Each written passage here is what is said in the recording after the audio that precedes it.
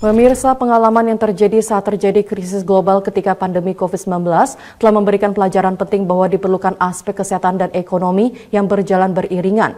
Karenanya diperlukan penguatan kapasitas ekonomi dan kesehatan untuk menumbuhkan ekonomi baru.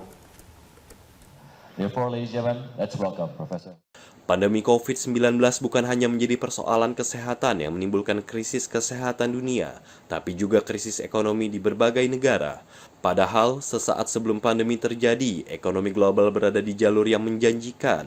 Belajar dari hal tersebut, Wakil Menteri Keuangan Suhasil Nazara, yang menjadi pembicara kunci dalam Forum Internasional Tahunan ke-11 Pembangunan Ekonomi dan Kebijakan Publik, yang digelar di Nusa Dua Bali pada 6 Desember. Upaya pelaksanaan pengembangan ekonomi yang berkelanjutan perlu diimbangi dengan arsitektur kesehatan yang kokoh dan berpeluang bagi pembangunan ekonomi. Karenanya, Wakil Menteri Keuangan mengajak seluruh peserta forum, baik dari kalangan akademisi, peneliti, ekonom, profesional, hingga para pembuat kebijakan untuk bersinergi dalam mencari sumber pertumbuhan ekonomi baru yang kiranya dapat memberikan perspektif berbeda, baik dari sisi ekonomi makro, fiskal, maupun moneter di berbagai sektor.